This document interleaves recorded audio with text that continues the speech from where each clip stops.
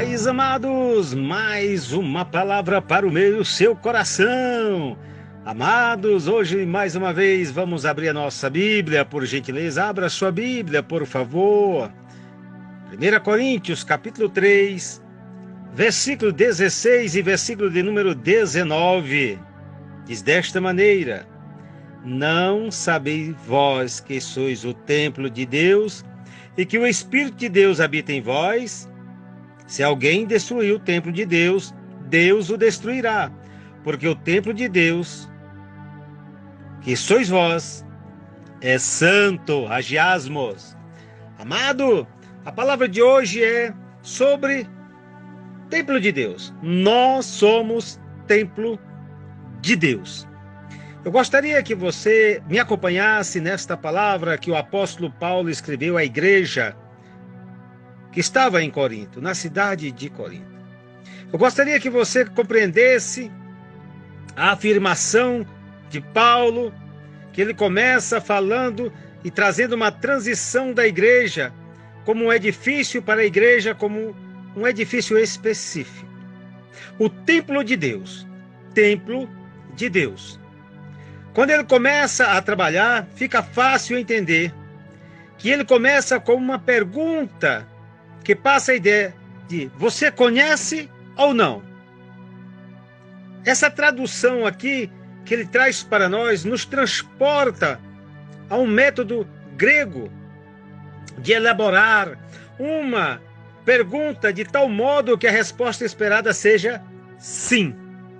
Então aqui nós começamos a pensar nessa estrutura que Paulo trabalha. O Novo Testamento é algo fantástico quando você começa a examinar as Escrituras Sagradas. E aqui nós vemos algo interessante. No Novo Testamento tem duas palavras para templo. A primeira é hieron, que significa tudo que está nos limites do edifício. E a outra palavra é naos. Essa palavra naos, ela indica que é a palavra que é usada nesse texto, ela indica algo muito interessante. Ela indica o santuário propriamente diz. E sua raiz é naio, que significa morar, habitar, viver. Agora preste bem atenção. Esta palavra, quando você observa ela dentro da etimologia, como nós estamos fazendo aqui, o uso dela significa o lugar de habitação de uma divindade.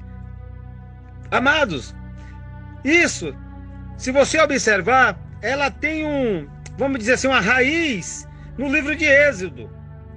Lá no templo que Salomão estava trabalhando também, nós vemos também a mesma coisa, que primeiro foi o tabernáculo, que era o precursor do templo de Salomão, e depois você vai caminhando um pouquinho.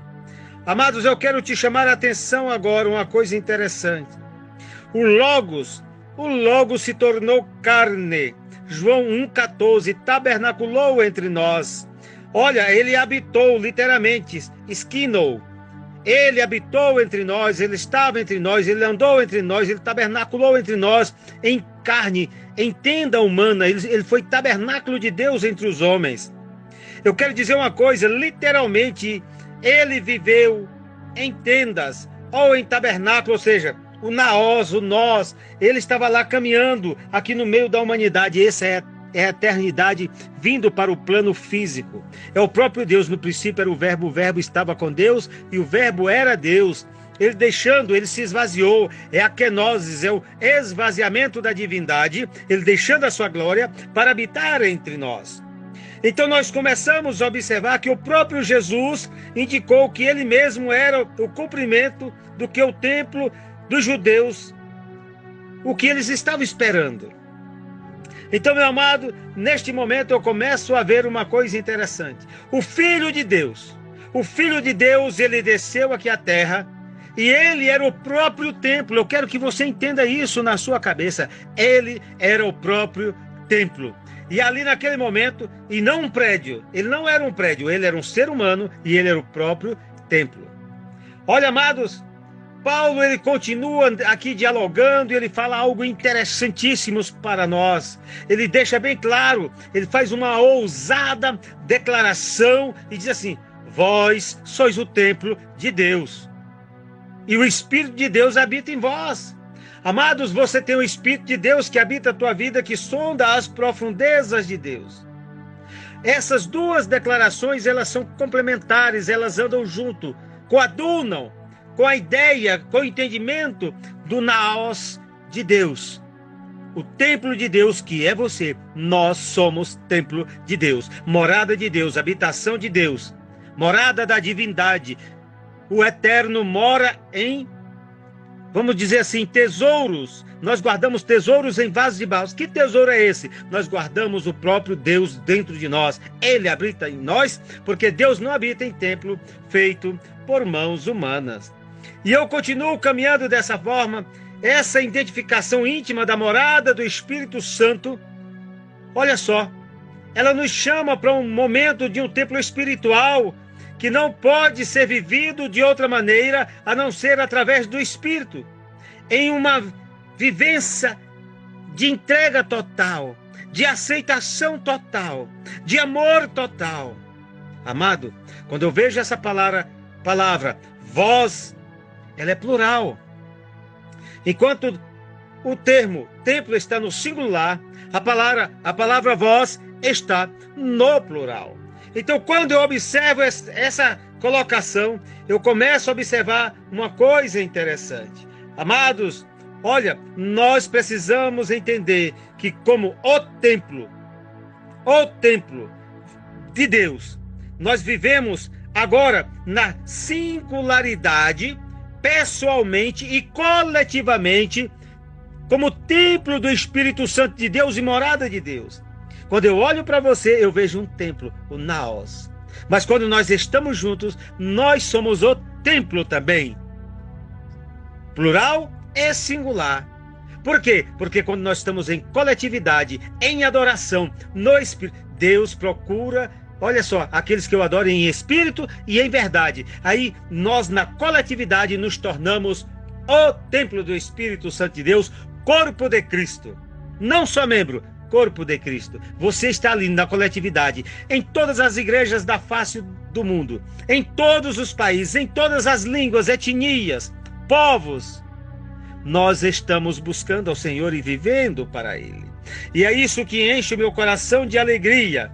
Amado, mais uma coisa para você. Você e eu, nós temos a natureza ou o caráter de Deus. Nós temos o DNA de Deus.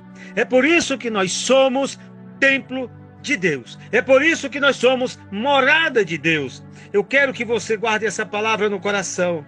Amado, se alguém destruir o templo de Deus, isso aqui é um chamamento para mim e para você, para que nós possamos não viver em conflito com o templo de Deus, que somos nós.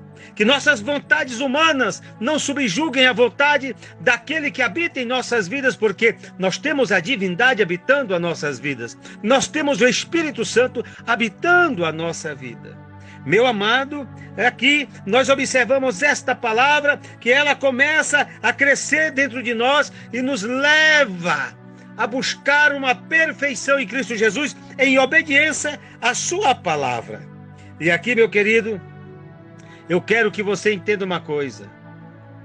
A cada dia que você pensar em destruir o templo de Deus através do pecado, olha, o julgamento virá sobre a tua vida ou sobre a minha vida. Nós não podemos fazer esse tipo de coisa. Nós não podemos destruir o templo de Deus. Isto não pode, de forma alguma, olha, acontecer, porque o julgamento é final e absoluto de Deus sobre tal pessoa.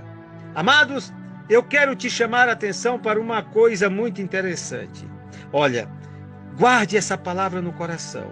Entenda que você é templo de Deus. Entenda que se você não cuidar deste templo, o castigo, seja qual for a natureza específica, será de acordo com o crime. Ninguém deveria desprezar a possibilidade de uma terrível ruína, de algum tipo de perda eterna. Eu não sei o que Deus fará, mas a razão é que o templo de Deus é santo, é ágios.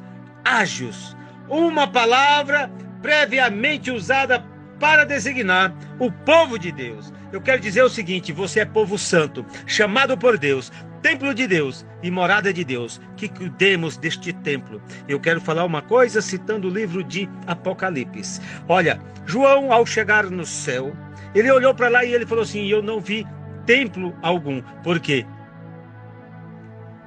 Deus e o Cordeiro são o próprio templo. Hoje nós guardamos, preste bem atenção, hoje nós estamos guardando tesouros em vasos de barro. Nós somos templo, guardamos a divindade.